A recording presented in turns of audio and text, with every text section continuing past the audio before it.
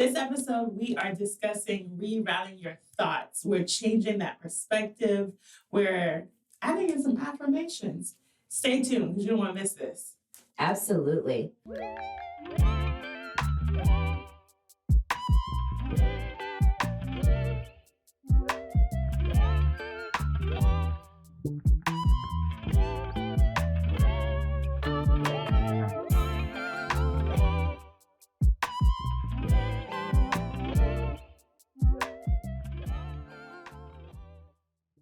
Welcome to Redefining You. This is a safe space where we are inspiring and encouraging others to be intentional about redefining themselves. All right, so this is episode 3, Reroute Your Thoughts. Yeah, let's go and get comfortable in this one. That part, because this is where the I ams matter. Absolutely. Okay, affirmations. Now, I want to start off with, I'm going to get y'all know me. I'm going to give y'all research and everything. I'm going to give y'all the facts. But I want to start off with really just asking you a question. Just off the top of your head, give me 3 emotions. Name 3 emotions. Happy, sad, excited. Okay. Happy, sad, excited. Okay. I like that. All right. Now, I need you to tell me 3 emotions that you currently feel. Right now? Right now. Currently. Excited, exciting, loved or getting love. Okay. Joyous. Okay. Happy, excited, loved. I guess joyous Joy. and excited kind of go together. Let me give you peace because I do have Peace. Yeah. Okay. But it's 4 emotions. Okay. It's 4 emotions. Got you. All right. So the reason why I asked you that is because when I think about rerouting my thoughts, right? A lot of the times what I think, I tend to operate in a space where sometimes I allow my emotions to dictate what I think, therefore it dictates how I behave. So I had to ask you about your emotions because I'm learning. Someone very wise said to me, shout out to Rise and Leah in our group. Someone very wise said that emotions are indicators and not narratives. I had no idea what that meant. Like, I was like, narratives?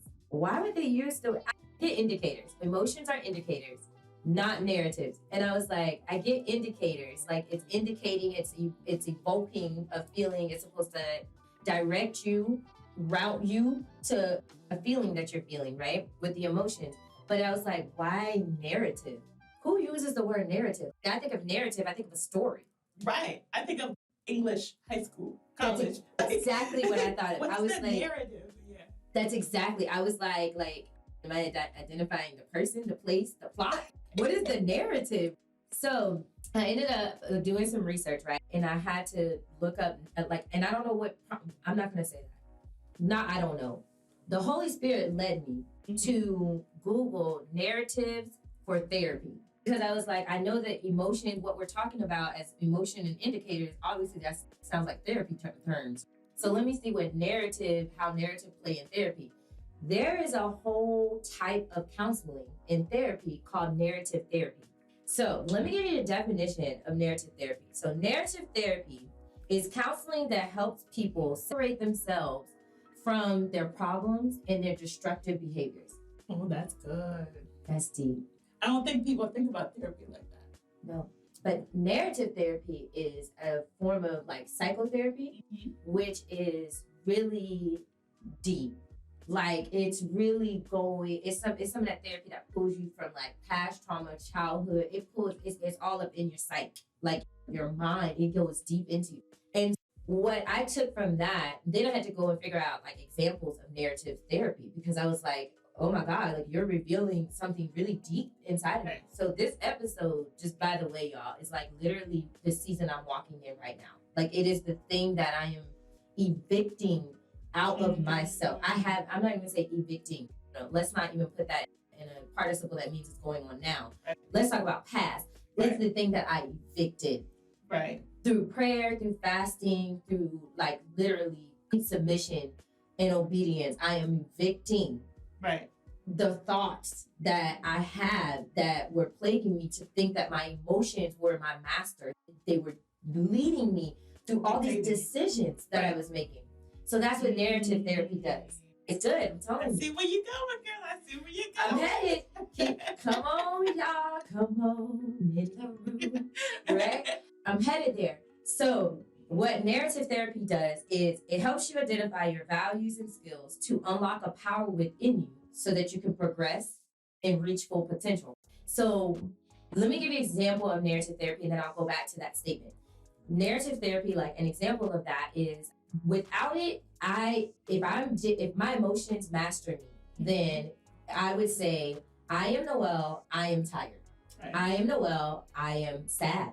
But narrative therapy, again, it allows you to separate your identity from the actual problem or situation or destructive behavior that's going on right now. So instead, I can honestly, with narrative therapy, it helps you be able to think. And you guys can see, I'm struggling because I'm learning this. This is something I am putting into practice right now. And it's okay, instead of I am sad, it's really this situation made me sad. It hurt me, but it's also trying to trick me to have a lack of self-control that I struggle with. A lack of self-control. Therefore, I'm not going to move towards my destructive pattern and behavior. Okay? So let me give y'all the real example. So I want you to think of an example where you can use narrative therapy to affirm yourself, to identify an emotion and its trigger, and you basically identify it and then reroute it. Take it, detach it from the actual, take the feeling and detach it from your identity. So in the same example, so I'm gonna give an example, right? So this is my thing. We're here. I have redefined myself. Right. Like it's been a journey. We talked about it in the previous 2 episodes. If you have not watched the previous 2 episodes, you definitely need to watch the previous 2. So we really need you guys to understand where we're coming from, where we've been, where we're going. So let me give you an example. So I am on this journey recently to redefine myself. So in the past, you know that saying where they said like, the only way to get over somebody is to get under somebody else? Okay, she used to be me. That's what we're gonna say. She used to be me because essentially, like I would, in relationships, if I felt like I was rejected in a relationship, I could still be in a relationship. I'm not talking rejection to a breakup. I'm talking may still actually be in the relationship. If I felt like I was rejected, right, I would internalize that rejection and that sadness and that hurt that I felt from it. And I would attach that to me and my worth and be like, obviously, I'm not worthy of being happy because you hurt me. I'm not worthy of you to be loyal or committed to me or whatever. So you hurt me. Therefore, my behaviors would line right up with those emotions that I allowed to overpower me and overcome my identity, which made me feel like I was not worthy. Then my behaviors would trickle down from rejection to all the way down to destructive behavior, which meant I would operate out of a lack of self-control. Then I would allow, so if I was in a relationship, somebody would then, if my partner hurt my feelings, then I would seek attention elsewhere. My destructive pattern is I would get attention elsewhere. I would let somebody else DM me, whatever, affirm me. I place a phone call to the ex just because I'm like, oh, you don't like me right now. You hurt my feelings. My exes love me. Total destructive patterns, total destructive behaviors, right? But that was because I was struggling prior to therapy. I was struggling with rejection. I was struggling with my identity. I was struggling with my self-worth. I was struggling with lack of control, like self-control. And I'm dealing with that so deep right now. Like the self-control I have to figure out how to separate the emotions so that the self-control exists separately, because I am a person that is strong enough to operate with self-control, but I would let the emotions lead me. So that's where I'm at. That's what narrative therapy has taught me. And that is what our therapist has been bringing us to understand. So what you got? Tell me what you think on that. And then I need your example. I had multiple examples running through my head as you were speaking, because I think at some point, like just even, first of all, thank you for sharing that, because that's going to help somebody. It's honest. And as you were sharing that, I'm thinking of my own self-control. Like we all have different like self-control. If we really think about it, we all have issues with it. Whether it's in eating, whether it's in something else, we all struggle with that. I appreciate you saying that. Like that, I really do appreciate you saying that because I'm hard. Sometimes we're kind of certain personalities. Like I'm hard on myself, trying to operate in this like dang near close to perfect existence. But I appreciate you making it relative to saying like we all do. But I really think about it. Like, some people like I'm extremely disciplined when it comes to like my workouts and my eating and things like that. And a lot of people, they always question like, how are you that disciplined kind of deal? And I'm like, how are you not? But then when I think about rejection issues, other people would be able to be like, oh, I don't care what he say, not me. I internalized it. I appreciate you saying that. That's we all like, and what I'm saying is also some of us don't identify it as is lack of self-control. Right. We name it something else. But when you can take that accountability for yourself and you name that thing, you name that demon, I'm sorry, that's just what it is. Yeah. Then you can start working towards working on it and getting better at it. So I just have to say that for you first. Appreciate that. When it comes to you talking about the self-control, lack of self-control, I guess don't have much to say on it, to be honest. I basically said it. We all have struggled with it. Yeah. And until you name it and until you take the accountability for it, then it can't change. But you have to get to a place in that. I see exactly how our therapist was able to walk us through that and then help us identify that. So as far as you going through it, you're human. Absolutely. I honestly don't have much to say on it because you're human. For me, I'm so non-judgmental. I pride myself in being a safe place for people, being accepting, because as I get to my example of acceptance, that became one of my values and one of my stabilities, I like to call, because I wanted to be accepted. I wanted to be enough. So for me, that's what I give to other people. So when you tell me about something you're struggling with, it's like, okay, you're human. Right, gang. That's why I love her, because like she seriously is. She's definitely my safe place. The sounding board when I'm like falling apart and like she's had to laugh because I'm like, you're fine. No, I'm not. Like, where are you? In the bed. Like, safe. In the bed. You're fine. It's okay. Every time. The world is like burning down around me for some reason. But that is, I'm telling y'all. That's how you feel. There you go. That's how you feel. I'm telling you, those emotions try to master me. And I'd be like, warring against emotion. They master us until you get a control of them. And you realize, like Kim used to tell us, yes, facts versus feelings. Every time. Shout out to Kim. Shout out to Kim. And Kim Peak at Avocation Counseling. Absolutely. But not only that, this ain't that. This ain't that. And what we also talked about even this morning, like going back to your default place. Is your default place where you used to be? Or is your default place where you are now? Yeah. And knowing exactly where you are now, you can change those things. Okay, this ain't that. Facts versus feelings. Right? Absolutely. But it took us a second to get there because we weren't always here. Yeah. It was a hot minute. Okay, Kim, facts versus feelings. Think about it. We're a hot mess. Then we had to journal it. It was like, did you journal your facts versus feelings? What do I put on it? What do you feel? A lot. Everything. All of it. For that, I don't have much to say. Because for me, that would be me judging you of how you're feeling. And I can't change your feeling and your truths. Yeah. So therefore, you just said your truths and it's going to help somebody. That's what it is. For sure. So what is your example of narrative therapy? Like give me an example where you identify an emotion, but you separate it from your identity. And then we're going to up a level. You're going to identify an emotion and a feeling. You're going to separate it from your identity, and yet you're going to talk about what it triggers and the behavior that it possibly would have triggered. Okay. So mine can brought two into one, but I'm going to use my example of not being enough. Okay. So whether it's in relationships, like an actual relationship with somebody, or friendships, or on a team, didn't matter what it was.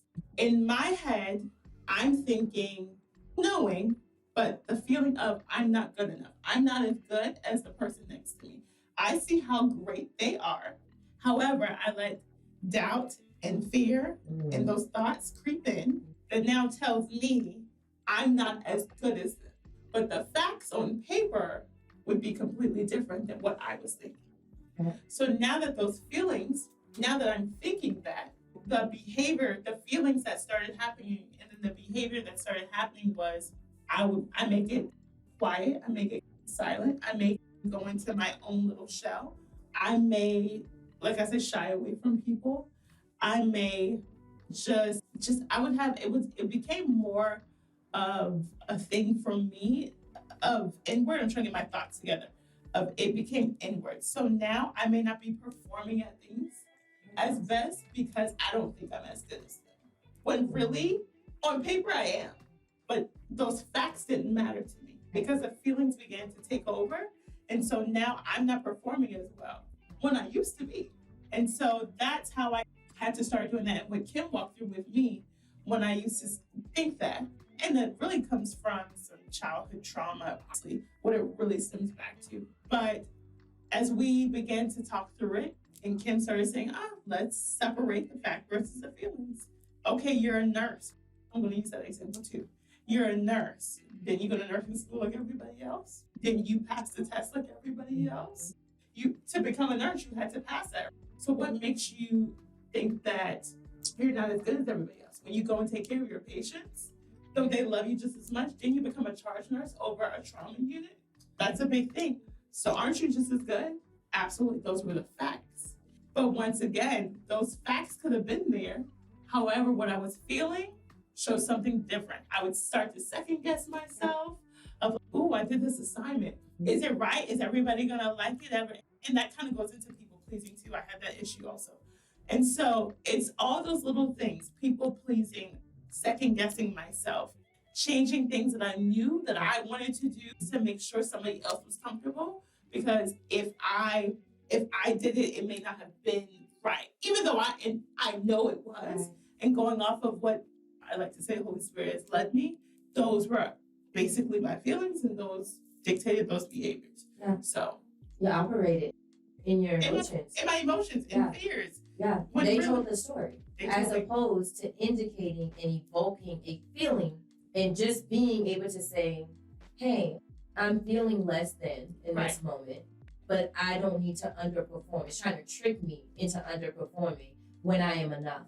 The whole way of it. God, thank you for sharing. It's like it's getting me a little teary-eyed because it's like helping me go back to those moments where we sat with her and she was just like digging this out of us.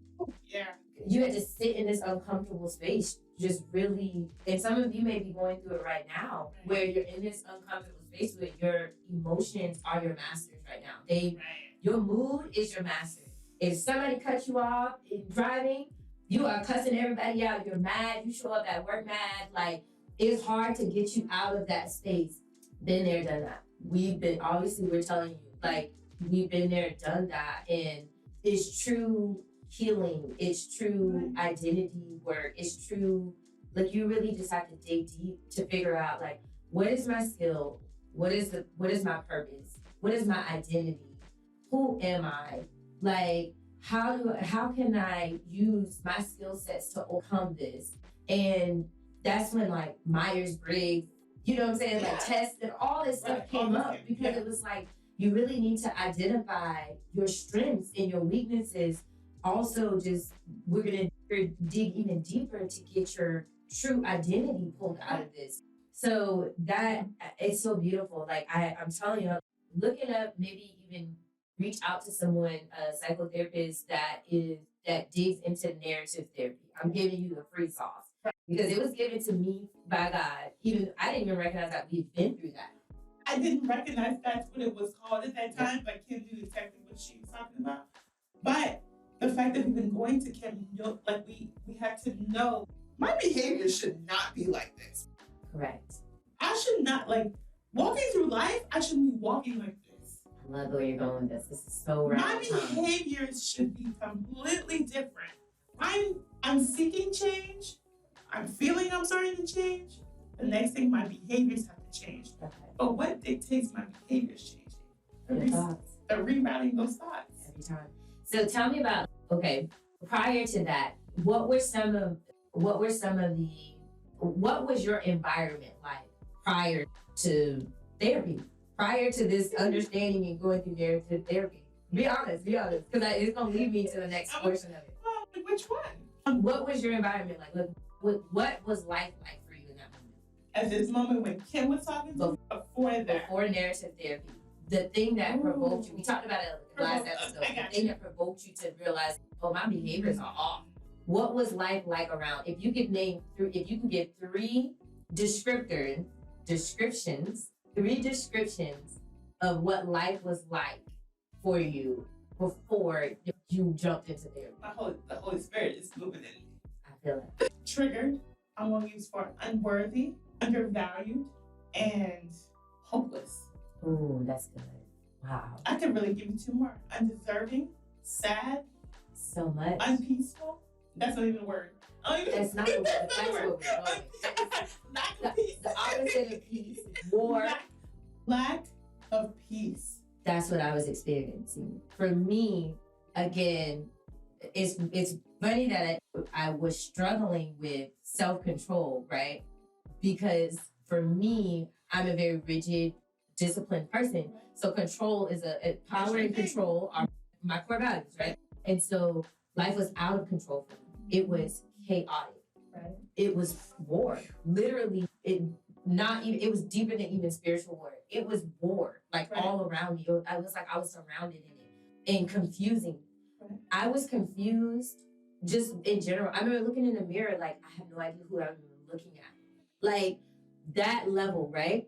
So we are here to say we are testimonies to narrative therapy. We are testimonies of what it takes to go through that journey and separate your identity and who you are from what you're feeling and what disruptive behaviors come from out of those emotions, and changing your story, rewriting your story, redefining yourself so that your thoughts and your emotions don't dictate everything that you do and who you are. With narrative therapy, again, I'm going to repeat what it helps you with. It helps you identify your values and skills and unlock the power within you for progression and protection. If that's the definition of that equals peace. That is the definition of peace. If we really dig in and dive into what peace is, because everybody in the world is all like, all the IT gurus are like, oh, I need to find my peace. Or protect your peace. Protect my peace, right? And I'm like, well, what is your peace? What is peace to you kind of deal, right? Number one, for me, there's no finding peace. If you know who you are and whose you are, Brittany always says that, then you will know that peace is given to you. Given. It literally, he will give you peace that surpasses all of your understanding. Peace is free to you. Just like wisdom, knowledge, and understanding. Wisdom is given freely. The word says it, so I believe it, right? So that is what peace is. Peace is when peace exists within you. You have a layer of protection, progress. Your life is progressing, and potential. But when I was in war, in chaos, I saw confusion. I saw all of the opposites of that. We felt unsafe. You said it. We felt unsafe. There was no protection. We felt undervalued. There was no progression in our lives. We were stagnant. It was chaotic. You couldn't see. There was no vision. You had no idea where you were heading. Nothing. Right. Not even getting out of bed. Didn't want to. I want to say, I believe that there's like steps. There's actionable things that you can do in order to reroute your thoughts. Number one for me is the identity piece. Absolutely. That is number one. I have to agree with that one. Yeah. Peace is a result. Let me just say that to y'all. Peace is the result. That's why we went there, because we were saying that narrative therapy helps you get to the result, which is peace. And peace is going to give you the progression and the potential. But let's take a step back to figure out what is the steps to peace? What is the steps to get there? And number one is the identity. It's figuring out who you are and whose you are. Because it's deeper than just and some people may get into therapy or get help in counseling or whatever, and they may help you with your identity as far as identifying your skills and your core values. And those steps are very helpful. Like that is you figuring out your identity in the natural state, who you are as a person. But there is another level to identity. The other level of identity is understanding and embracing and accepting why the reason God created you, who you are and how he sees you. That's a whole nother level. Whole nother level. And most people don't even get to. But we're telling you how to get to. We're literally telling you. And simply put, write this down, lock it in, tap in to this. Genesis 1:27 says that man or we are made in the image of God. So if we are made in the image of God, then why do we allow our emotions to master us? So even down to, I'm gonna break it down simply, because Brittany always say I talk and think up here. And she gonna help me come back in a minute and bring us back to here. Do your thing. Right, That's what I do. I'm like, all right, for those, I'm gonna break it down to this level for you. That's right? Because I think at this like a really high level, I try to right. But what I mean by that is, if we are made in the image of God, not if we are made in the image of God. Therefore, when we are affirming ourselves, why do we say, I'm Noel and I am toxic. I am sad, right? I am tired. Lord knows how many of us say that all the time, right? We run in this rat race, right? I am tired. If we're made in the image of God, would you say, Lord, I serve you because you're tired? Lord, I serve you because you lack self-control. Lord, I love you because, no. You wouldn't say any of those things. We're made in the image of God, so therefore we have to reject this lack mindset and mentality that we have. We sit in a scarcity mindset where we aren't taught and we don't learn how to use our words to declare, decree, and affirm identity, true identity pieces. Right. And the next level of it is affirming ourselves on the level of understanding that we are created in the image of God. He has made us for a specific purpose on this earth. If you need identity first, and purpose comes after that. Right. When you realize that you have the power and the authority and the dominion over this earth, right, it changes things. Everything. That changes how you speak. That changes. Go ahead. I'm not going to preach because I'm about to preach. I'm about to preach because that changes everything. Once you get the identity piece, who you are, once you know that, then you know your power. When you know your power, you're going to only speak in abundance. You're going to always speak as if it is, even if you can't see it, you know what's going to happen. It's going to come forth because you know your thoughts and your tongue moves mountains, changes things. And once you know that, you'll never speak down again. I'm not saying that those different things don't creep in. We go back to our default place. This is not that. This is where we are now. Changes everything. Go ahead. Okay. I'm just going to tap into that I'm going to tie into that because you said our speech can move mountains. Matthew 17:20. Literally, Jesus is on the mount telling the people that we suffer with the demonic spirit because we don't believe in the power that is already within us through him. Because he's saying, if you knew the power and had the faith of a mustard seed, you can speak something and move the mountain and it will move. He didn't say it might move or it should move. He said it will move. So that's where I am saying to us is that's what we are saying and affirming. And we're saying in your affirmations, there's so much power in an I am statement. And the next level of that is I am who he says I am. God says it in the word. He says, I am that I am. And it listen, when that revelation hit me, I was like, let me get my life together because he ain't playing with me. But God, so now when I affirm myself, I am the daughter of the Most High. Like I am God's wife and he is my husband. I am worthy. I am the master of my mood. You better speak that. Like I am that. You see my whole. I see. Like my whole My spirit is just moving because it wants to jump. Because our default place has changed. We know exactly who we are.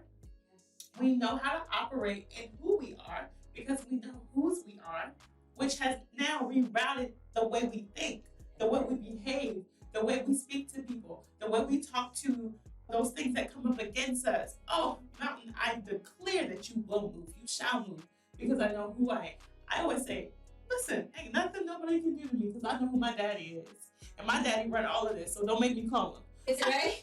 I'm like, do you know who my daddy is? If you, Girl, listen, if we, and I love that for us because we have two little girls, and I could just imagine them on the playground. Matter of fact, I had a whole experience with it. Remember, my daughter was racing the little boy across the street, and he was like 6, and she's 10, so he was like 6 years old. And of course, she's bigger than him, so she's faster than him. So she beats him on a sidewalk race, y'all.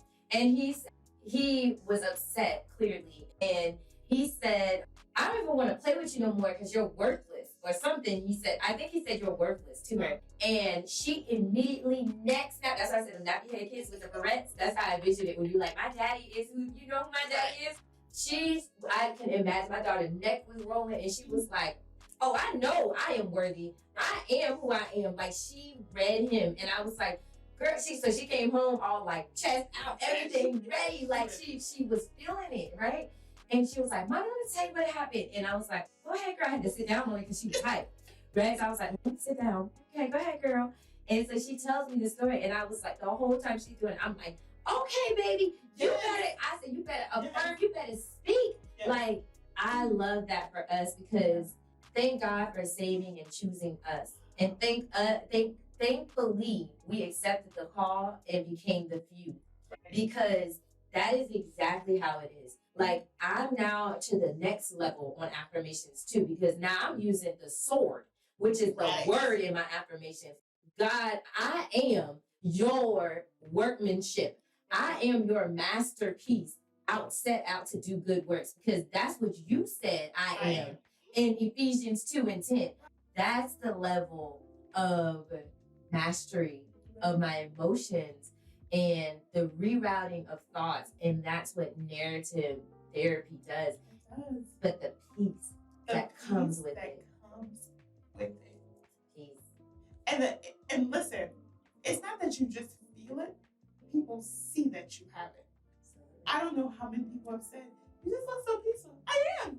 Yes. I am peaceful. Okay. You know how I got there? Because I am this. I am his. All these different things of beginning to speak to myself and realizing I don't care what it goes, it always goes back to me. I know who I am and whose I am. I love it. Once I got that, and to be honest, the song "A Man of Your Word."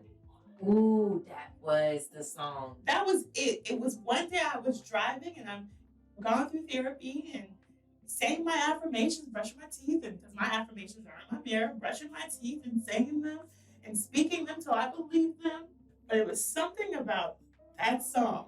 The Holy Spirit hit me and I heard them say, I am because of who he says I am. I remember the exact spot where I was when I heard that and it hit my spirit. I was like, whoa, wait a minute. That's right. Nothing else matters because I know who I am and I know whose I am. When I got that, nothing else mattered to me because I have the power to change anything in my life. And so now doing that, like you're right, we have to start speaking that into our children so that they understand that this world has completely changed. Completely. Upside down. Upside down. Yep. And the way that bullying and all these different things come up in schools, we have to speak that into our children so that when they walk into a classroom, they already know who they are. There's nothing in here that dictates me. Whether they get something or they don't get it, it does not change their narrative, right? Girl, that's right. It brings tears to my eyes. I have to say, I've heard by this great person of mine that always says, I didn't have a bad day, I had a bad moment. And when you can change that perspective of knowing I didn't allow the narrative or my feelings in one situation to dictate the narrative of my day. It's just an indicator. It's just an It's a moment. It was an indicator that something happened. I didn't like it. Okay, I felt it. I didn't allow it to shift my whole entire day. I had a bad moment. It's just a moment. That's it. And guess what? I let that moment go because I know who I am and whose I am. My daddy he runs this, so it doesn't even matter. I move past it. Either I have a solution to the problem or I keep moving until I get one. There you go. And you just move on with your day. Yeah. Peace. In peace. It's peace. It's in peace. It's peaceful. I want to talk on the two of those things that you said. One that hit me hard, which is like why we need to teach our children this, and we need to speak and affirm our children, because I think about all the stories of the minority children that go to school and they hear from a teacher that they'll never be anything. They'll never be enough. They'll never amount to anything.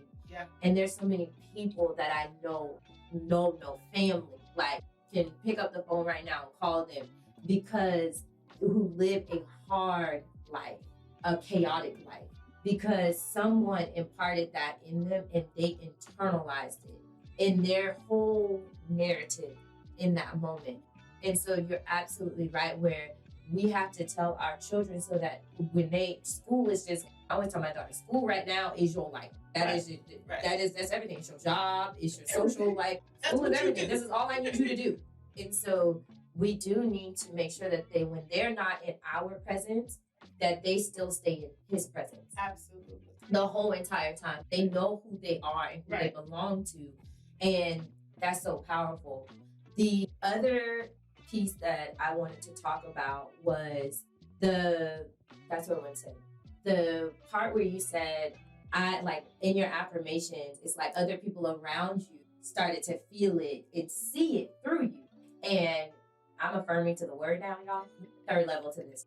So, third level to this. So I'm affirming to the word. So when you said that, my spirit said somewhere in Matthew. Okay. So I usually say somewhere between Genesis and Revelation, but I'm gonna help y'all out. It's somewhere between Matthew. Maybe read up to chapter 10, because it's somewhere in between chapter 1 and chapter 10. But I know that Jesus said it, so it's somewhere in the Sermon on the Mount, where Jesus literally told however many people. They think that 5,000, he fed 5,000 or whatever. They think this many people. This was tens of 20,000s of people and listening to this sermon while he's preaching on this mount. And Jesus told them that he affirmed us. He said, you are the salt of the earth. You are the light. You are the light. So when we reroute our thoughts, we embrace and accept our new identity, we become anew through Jesus Christ. And he, in return, is like an illumination comes out of us, and others see it. And it's not just kingdom people. No. Everybody. Grocery stores. Everybody. Like, I've been on like big boardwalks walking outside in like mini shops and stuff like that. And even my kid witnessed it. She was like, Mommy, do you not see that everybody is staring at us? And I had to look down because I'm like, we ain't nothing but jeans and a t-shirt. Like, what? And like, I started to pay attention that everyone sees this light and they gravitate towards it. They're attracted to it. Right. And so that's where the peace comes in, because remember we gave the definition, protection is a part of peace. You don't have to find it. All you have to do is protect it. All you have to do is keep it, maintain it in ways, and boundaries help you do that. Right. So when the people that are attracted to the light and they are coming, you have to be able to, a boundary, master your mood. Yeah. You have to be able to contain your emotions, identify that those emotions are just the indicator, not the narrative, so that you be able to respond to those people the way that you need to, or be able to have a healthy, clear mindset, to be able to set a boundary that may give you separation from that person, those people that come attracted to the light, whether because they may or may not serve you. That's what I heard when you said that, when you were like, yeah, like it's just everybody around me sees it, and it's, yeah, because there was a season I remember when I came to you and I was like, I don't know, because you would call it aura attackers, like, they're here for it. They come from everywhere because people are searching for peace. And anywhere that they can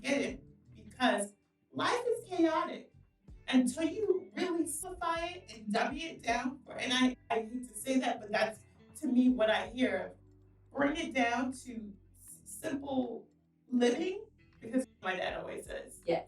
life is real easy. We just complicate it. We make it hard because we add in all these different things that start taking away the peace. We get overwhelmed. We get overwhelmed by jobs, people we don't need that come in with their own confusion, extra things we take on that we know we can't take on. Capacity. Don't have nothing. So we add in all these things, and our peace slips away. Yep. Because you have it. It's already there. It's these distractions and different things that start taking away. Yep. That's when we talk about stress. I'm a nurse. I'm sorry, guys. Yep. All these physical things come to me. I can tell when a person's stressed. You can look in their face. Their face starts changing. Their demeanor, their behavior starts to change. Their environment starts to change. Absolutely. They're not as clean or whatever the case may be because their peace is gone.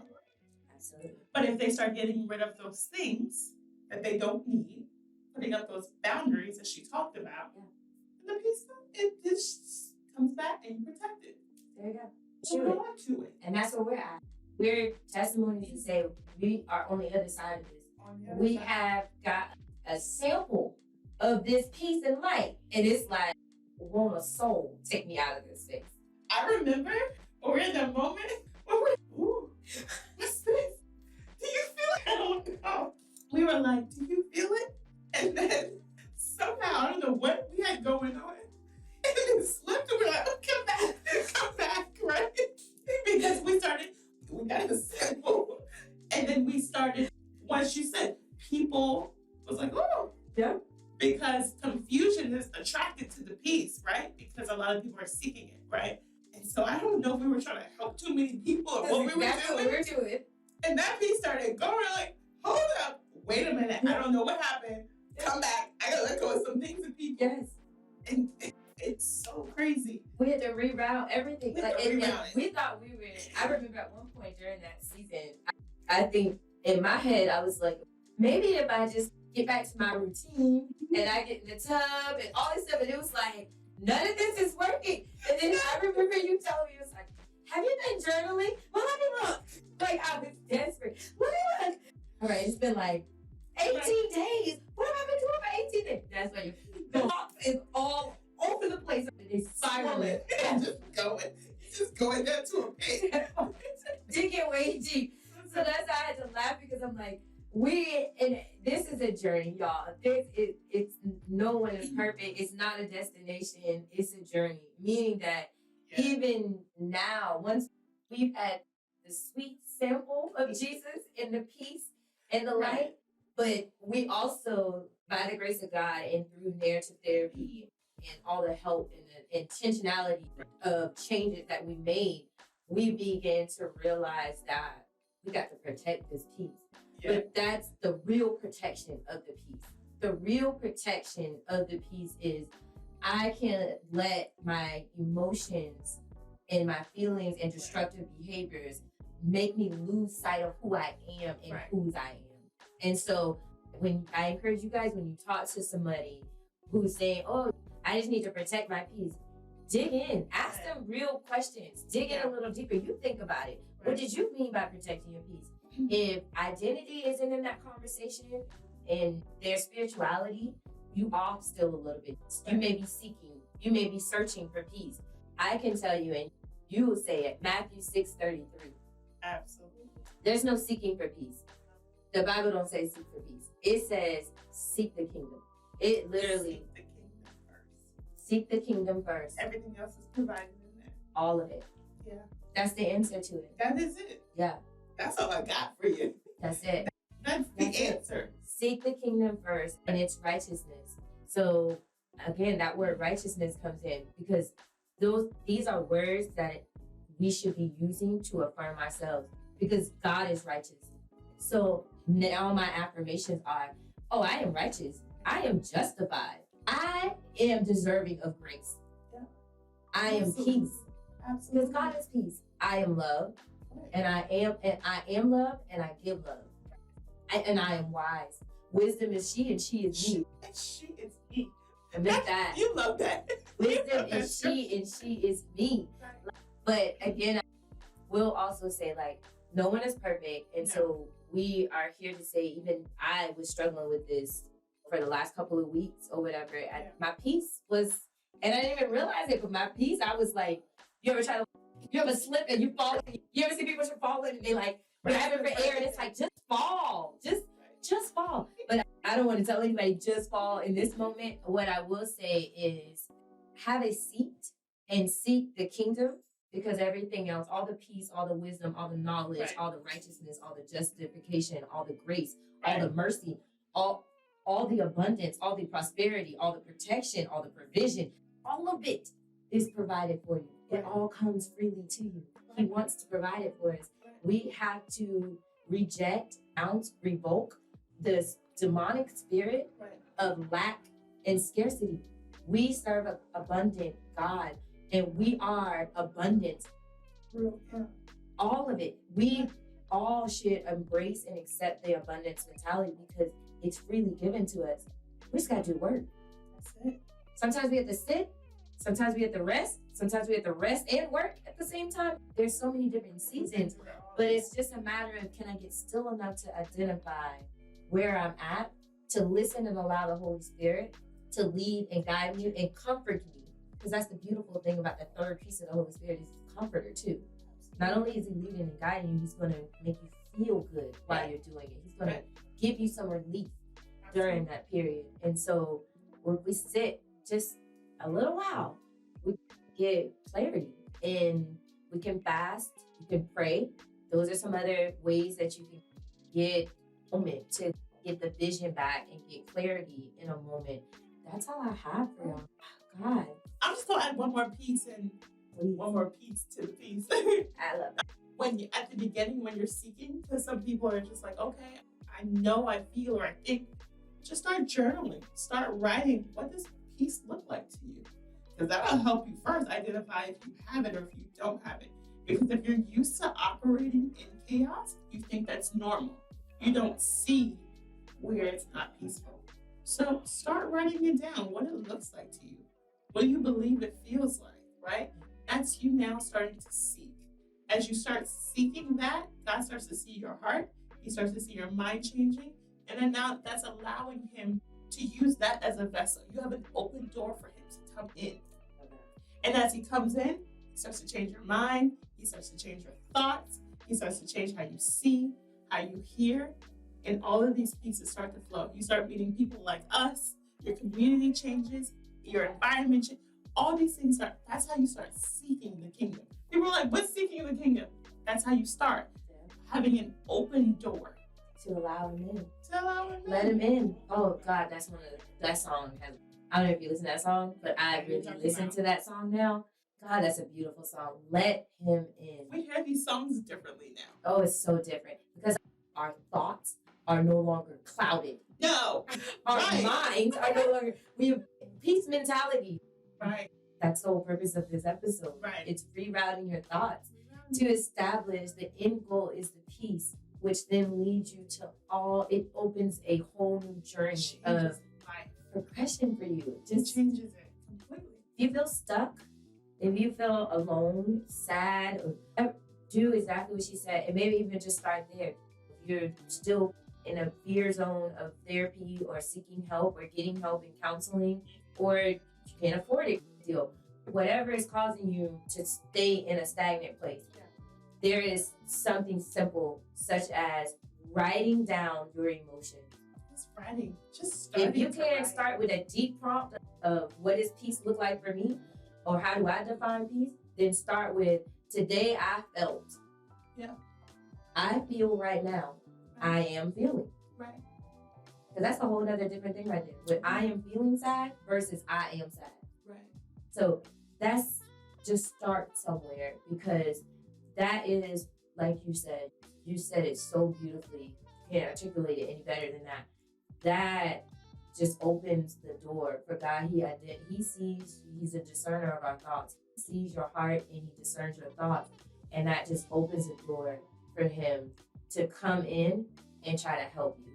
But you got to let him in. You got to let him lead you. You got to let him be the master of your life and you master your mood, because that is the thing God gives us, free will. That free will is that he is hoping we use that free will for self-control. I'm going to add one more thing. Oh, we can go all day. As long as y'all listening. This is one more thing, because this is like an action step that you can do. Because I started thinking this morning in the shower, that's my place where God talks to me, one of the places. And we always have a word of the year. And then we have to bring ourselves back to that word of the year. So I was like, ooh, this morning when we were in our prayer group, in our Bible study, we were asked to think of a word for the week, right? Yes. And so I was like, oh, maybe I can do this all the time of a word of the week, or should I do a word of the month? I was like, no, let's do a word of the week. Let's do a word of the week, because I'm going to shift my mindset to really work on what that word of the week is, right? And when next week comes, depending on, because it usually takes 21 days to change that mindset for whatever you're doing, depending on where I'm at with that word, if I'll keep going with it, or will I add to it and add a different word, which will now add on to whatever it is. So let me give you an example. My word for the week is wait. Okay? I am waiting on God. I'm waiting on him to do what he told me he's going to do. Because if I move out of his will, I'm not waiting. If I move out of mine, if I move on what I'm feeling, because I'm feeling down, I'm feeling like I need to shift and go because things aren't happening the way I want them to. So out of feeling, then I'm shifting out of what he wants. So I'm learning to wait this week. So we can shift this to any other feeling.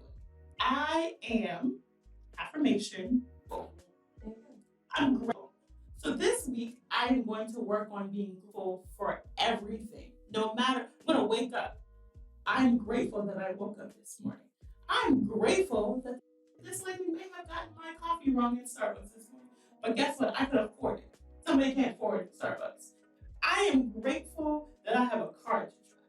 I'm grateful that, let me tell y'all, that I can see, hear, and smell. So let me tell you, coming back from California, I can hear after that plane and getting sick over there. Yep. I felt I can breathe.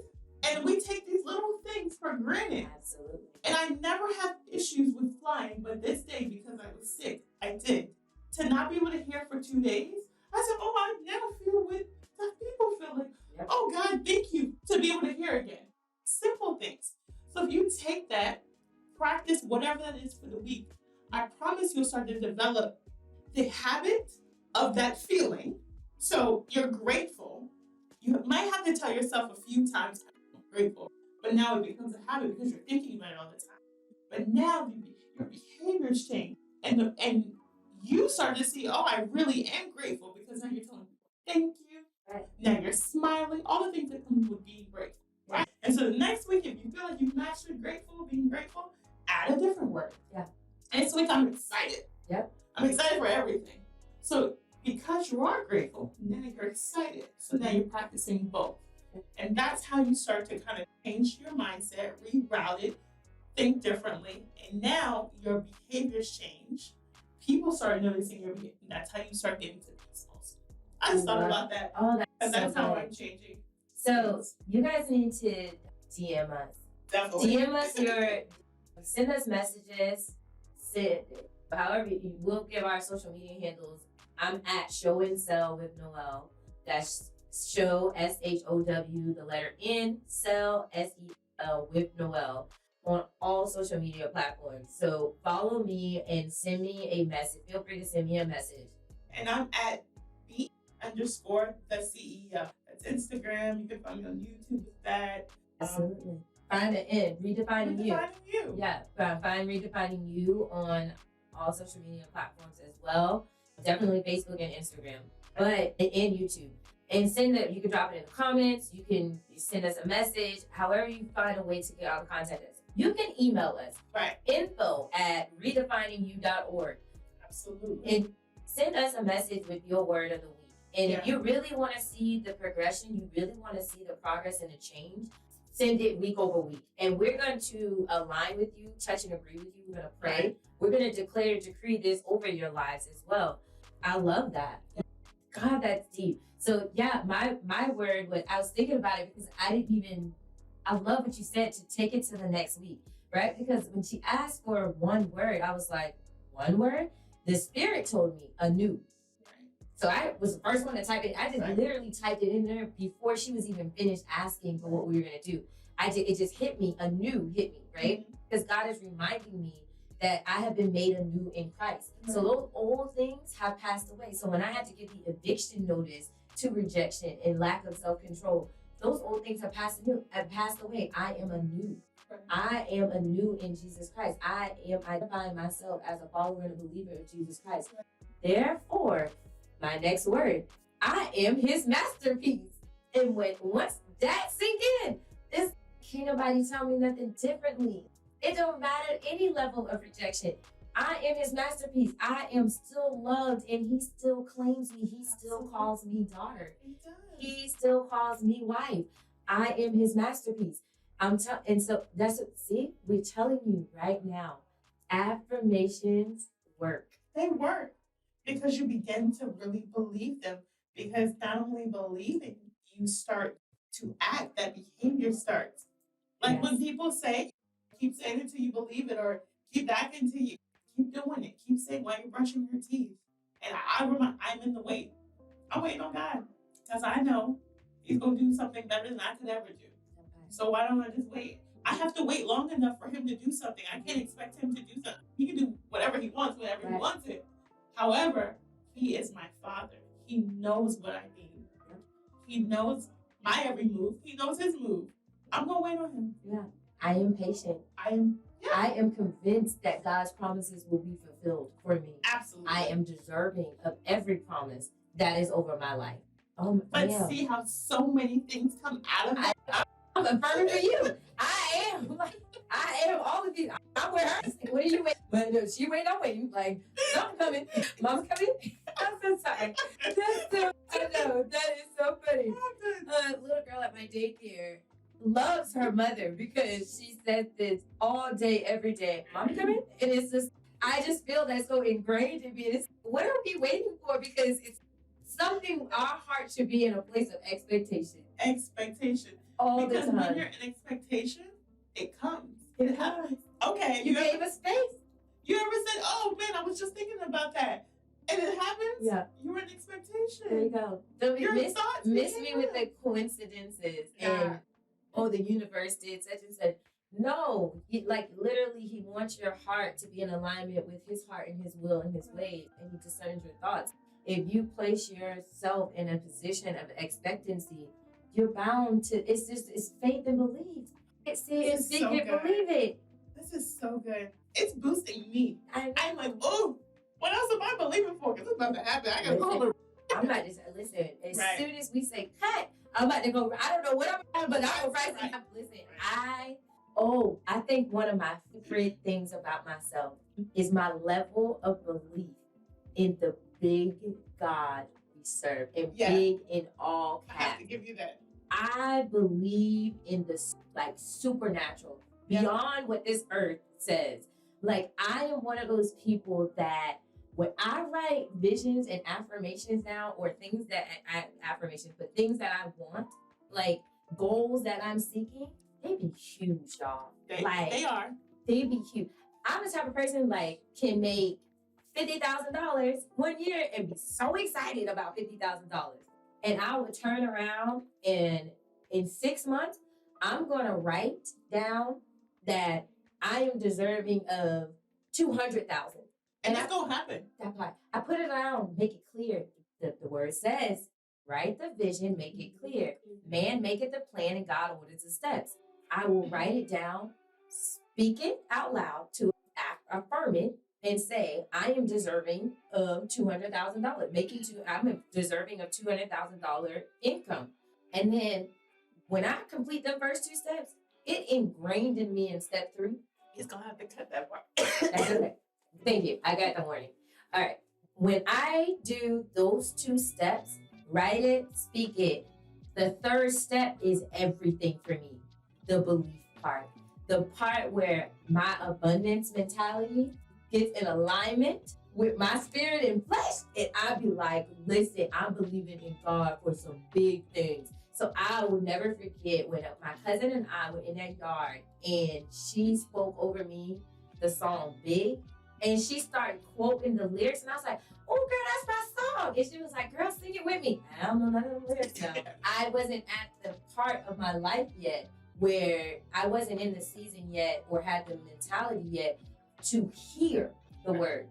I heard the words, but I wasn't listening to the words. But now, everything. Like, I realized what she was saying in those lyrics and what that artist was saying in those lyrics, and I was like, oh my God, it's gonna be big. Like, everything that you do for me is big, but it's bigger than me. Oh, definitely. Because what we think is big, he's going to exceed that. Every time. That's what abundance mindset tells you. So when you write your affirmations, it's the next level. I told you I keep giving y'all next level. When you write your affirmations, we may be believing God for 40 people to watch Redefining You, right? But God, we serve a God of abundance and the supernatural miracles. He may be like, you believing for 40, but I'm going to give you 40,000. I'm going to give you 4 million views. And so that I'm so excited to even say that, right? So this is the type of affirming that I do. I believe in him so much that even if it is only 400,000 that view it, I still be like, but I know you got more coming. Because I believe. Totally hurt. I believe so deeply in the miracles and the way that he moves and shifts. And that's what, like, I love it because we always say we're the yin and yang of one another. And, like, doubt is never the thing for me. I'm 2 feet in, jump, sink, or swim. Like, my thing is, yours is doubt. My opposite end of the spectrum is obedience. Because I don't wait. Patience and obedience for me. Sometimes I don't even, I be so excited and I believe so much because listen, God know his daughter. Because if you have the same daughter, when y'all hear God say that, I'm like, oh God, okay, what did I do that I didn't wait for your confirmation on? Because that's me. I believe so much that I jump 2 feet in sometimes and I'm not patiently waiting the vision out. God will give me a piece of the vision because he'll give you a piece of it. He'll give me a piece of it. But I take it and run long. Let's go right now, today. And literally, I'll be like, like, pieces going, wait a minute. This is me at the bottom. But did he even tell you to do that? When you know what? Thought I heard, but I did hear it. Because I know what I hear. Like, I am close enough to know and understand what I'm hearing from above. I know what I heard, but she was like, but what else came with, what actions did he tell you to do? The other directions? Was the green light there? And it's, did he tell you to go now or a month from now? Because he was going to set up the right people to be a part of that so you didn't have to do all the work yourself. Oh, okay. But I be already in. So, however, I am declaring and decreeing that I am patient. And as a matter of fact, I'm attached to your wait. You wait. I am waiting. I'm going to wait on the Lord for it right now, but I am waiting. I am waiting. I have enough self-control within me. Wait patiently on the Lord and everything that he's going to do for me. Because I'm going to write down. Because it's 1:45, y'all. It is 1:45. That part. It's 1:45. And I'm going to write and the culture or the government, 1/3 is the new financial year for the United States. If anybody catch that, like October is actually the new year. So I'm one of those things. I'm in real estate. So in October, November, December are holidays. So typically that's my slower month. I always have to grind out till October kind of deal. But in this season, God told me to rest and work. I am resting, but the work he gave me is not necessarily real estate. It's this. It's redefining you. It's the daycare. It's so many other things. It's my daughter. It's mine. It's me creating a safe environment within myself. It's me learning to master my moves. It's all these other things. And so those are the things that I need to write down and make my vision of what I look like when I master these things through him. That's good. Yeah. That's good. Because the progression, the potential is there. I see the potential. But I got to get moving towards those things in the progression. Like showing up here today is a big step for me. You saw how I got in the car. I was like, girl, listen, we ready. And then like all these things happened. It was like, I'm still not, that was a moment because we need to speak on what we're going through. And so the progression is there. The peace is back. my mind is so clear to what I can think and do. No, that's really good. I feel like I got so much to write when I get home. That's what we're doing today. That's what we encourage you to do. Yeah. We encourage you to start and make sure you title this entry or title this paper Redefining You. Because I need you to know what you were listening to that inspired you to do that. Because redefining you itself is so important. That's what this whole journey is about. It's rewriting you. So as you write your story. Yeah. Man. All right. We can go on and on and on and on. Ooh, to break it down. Because guys. But we're not going to. We got to end this at some point. Yeah. So thank you guys for joining us. We definitely appreciate you. We hope that we have helped you in some kind of way, giving you some kind of great advice, giving you something that you can actually go work and do, take on, whether it's the affirmations, whether it is journaling, whether it is just starting with what is peace? What does my peace look like? Or any one of those things that we talked about. We hope that you can take and get moving with it because your new life awaits you. It really does. Do you have anything else? No. Things peace to all of you. I hope you enjoyed this episode. Stay tuned for episode 4 that is coming next, and it's even deeper. We're digging it out, y'all. Yeah. Like we're intent. I tell y'all in the intro, we are intentional about digging out the refined version of you. Yeah. A new definition of you. Love you guys. Peace and blessings.